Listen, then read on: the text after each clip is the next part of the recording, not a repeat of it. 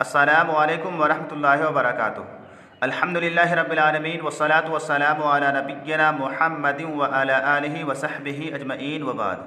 अज़ीज़ तलबा, इससे पहले हमने पढ़ा था कि इसमें गैर मुतमक्किन या इसमें मबनी की 8 किस्में हैं। उन 8 किस्मों में से हमने पहली किस्म यानी इसमें ज़मीर से मुतालिक पढ़ा। अब उसके बाद इसमें गैर मुतमक्किन या इसमें मबनी की दूसरी किस्म बयान की जा रही है, इसमें इशारा। इसमें इशारा किसे कहा जाता है, उसकी तारीफ़ क्या है, कहा जा रहा है नंबर 2, इसमें इशारा वो इसमें है जिससे किसी चीज़ की तरफ इशारा किया जाए, यानी जिस इसम के ज़रिए किसी चीज़ की तरफ इशारा किया जाए उस इसम को इसमें इशारा कहा जाता है। और जिस इसम की तरफ इशारा किया जाता है उसको मुशारुन इलैहि कहा जाता है। जैसे हाज़ा जमलुन, हाज़ा जमलुन में हाज़ा के ज़रिए से इशारा किया जा रहा है, इसको इसमें इशारा कहा जाएगा। और जमलुन की तरफ इशारा किया जा रहा है, इसीलिए उसको मुशारुन इलैहि कहा जाएगा। ऐसे ही कुरान पाक में ज़ालिकल किताबु, ज़ालिका इसमें इशारा है और अल किताबु मुशारुन इलैहि है। मुशारुन इलैहि का माना है जिसकी तरफ इशारा किया जा रहा है। अब उसके बाद अस्माए इशारा में से जो मशहूर और कसीरुल इस्तेमाल है वो बयान किए जा रहे हैं। कहा जा रहा है दा दाने दैने ता ती तिह जिह ज़ही तेही ताने तैने। उलाए बेमद, मद के साथ इसे खींच करके पढ़ना है उलाए, और उला ये बेकस्र, कसर के साथ इसे खींचना नहीं है। और यहाँ पर अलिफ और लाम के बीच में जो वाव है, इस वाव को लिखा तो जाता है लेकिन पढ़ा नहीं जाता है। कैसे पढ़ा जाता है, उलाए या उला ऐसे पढ़ा जाता है, लेकिन इसको उलाए या उला नहीं पढ़ा जाता है। इनके अलावा अरबी ज़बान में और भी अस्माए इशारा इस्तेमाल होते हैं, जैसे सम्मा, होना, हा होना, होना का, होनाले का वगैरह। उसके बाद इन अस्माए इशारा का क्या माना है वो भी समझते हैं। ज़ा का माना है ये एक मर्द, ज़ाने और ज़ैने का माना है ये 2 मर्द। ता ती तिह जिह ज़ही और तही, इन 6 कलिमात का माना है ये एक औरत। और ताने और तैने का माना है ये 2 औरतें।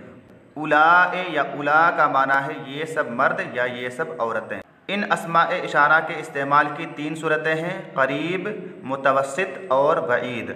अगर इनके साथ ना तो काप लगाया जाए और ना ही लाम लगाया जाए तो इनका इस्तेमाल करीब के लिए होता है, जैसे हादा और हादाने वगैरह। अगर इनके आखिर में काफ हो तो इनका इस्तेमाल ना तो करीब के लिए होता है ना बईद के लिए होता है, बल्कि मुतवस्सित के लिए होता है, जैसे ज़ा का ज़ा कोमा। और अगर इनके आखिर में लाम और काफ दोनों हो तो इनका इस्तेमाल बईद के लिए होता है, जैसे ज़ालिका ज़ालिकुमा वगैरह। तो ये चीज़ें अस्माए इशारा से मुतालिक थीं जो आपको बताई गई। आखिर में हमारे जहन में एक सवाल आ सकता है कि अस्माए इशारा इसमें गैर मुतमक्किन या इसमें मबनी क्यों है।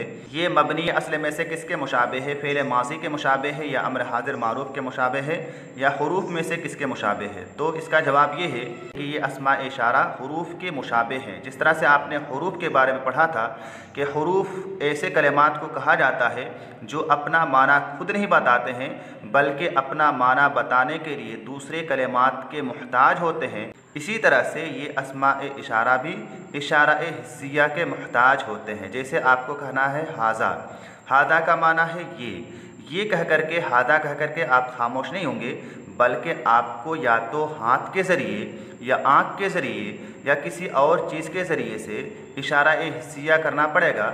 आपको कहना है हादा और उंगली से आप यहाँ से इशारा करेंगे ये, या आँख से इशारा करेंगे ये, या इसी तरह से कोई और चीज़ होगी उसके ज़रिए से आप इशारा करेंगे। तो ये जो अस्माए इशारा हैं ये भी दूसरी चीज़ों के मुहताज होते हैं। जिस तरह से हुरूफ दूसरे कलिमात के मुहताज होते हैं, अस्माए इशारा भी दूसरी चीज़ों के मुहताज होते हैं। तो इसी मुशाबहत की वजह से, यानी ये अस्माए इशारा हुरूफ से मुशाबहत रखते हैं मुहताज होने में, इसीलिए ये अस्माए इशारा इसमें गैर मुतमक्किन या इसमें मबनी है।